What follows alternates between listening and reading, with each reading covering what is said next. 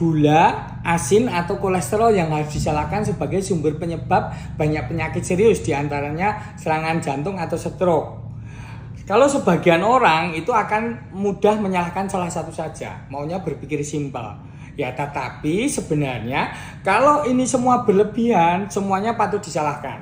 Tetapi kalau dalam kondisi seimbang, tentunya semuanya ada gunanya buat tubuh kita.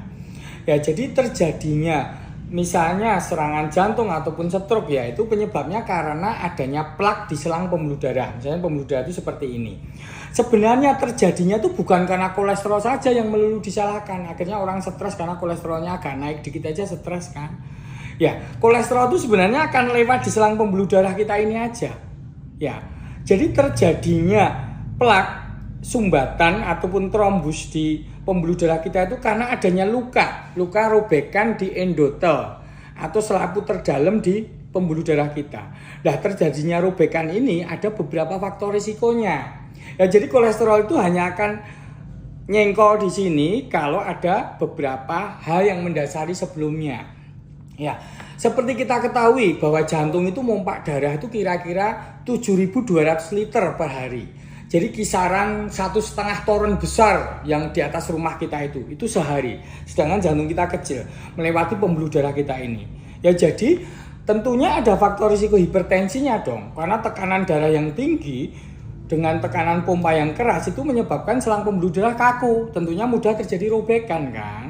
Ya, terjadinya hipertensi sangat ada hubungannya dengan asin tentunya. Kalau orang makan asin berlebihan, sifatnya garam di dalam tubuh kita itu akan menahan air. Berarti volume yang dipompa akan lebih besar lagi dan itu bisa menyebabkan robekan. Apalagi kalau tensi tinggi, lama-lama selangnya kaku, kan begitu.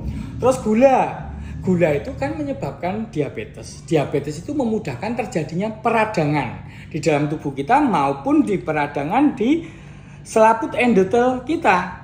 Ya, jadi ketika orang punya diabetes yang nggak terkontrol loh ya, ini nggak nakut-nakutin kan. Kalau nggak terkontrol itu, selang pembuluh darahnya menjadi rapuh dan mudah terjadi peradangan. Jadi rapuh jadinya akhirnya mudah robek.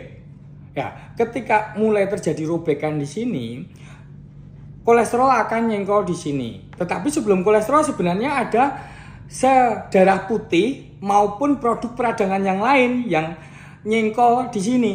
Dan kemudian ketika kolesterol nyampur di sini terbentuklah sel busa namanya. Sel busa misalnya seperti ini.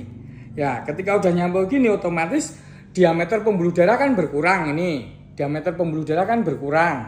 Ya kan? Ketika diameter pembuluh darah berkurang, akhirnya terjadi kerapuan di daerah sini. Entah ini akan lepas sebagai trombus. Trombus itu jendalan darah yang kemudian nyumbat di pembuluh darah yang diameternya lebih kecil, atau malah ini nyumbat langsung, akhirnya terjadi sumbatan. Nah, ketika jantung nggak mendapatkan aliran darah yang cukup, nah itulah namanya serangan jantung, penyakit jantung iskemik, begitu. Ya, jadi buat teman-teman tidak ada salah satu yang harus disalahkan begitu saja. Tetapi ketika semuanya dalam keadaan seimbang, tentunya kita bisa sehat. Ya, sekarang tuh banyak sekali yang menyalahkan gula begitu saja. Ya, itu bagus kalau mengurangi gula. Tetapi apakah memang kita bisa menghindari sayuran ataupun masakan apa saja yang tentunya kan juga mengandung gula sama garam. Ya, yang penting mengurangi, memperbanyak makanan yang alamiah. Dan terjadinya peradangan di sini pun bukan melulu faktor makanan. Banyak sekali polusi udara, merokok, gaya tidur yang mager, kurang olahraga, kemudian stres, peningkatan hormon kortisol karena kita stres, banyak pikiran, itu bisa menyebabkan mudahnya peradangan di sini dan sobekan endotel akan terjadi dan kemudian mulailah terbentuk plak.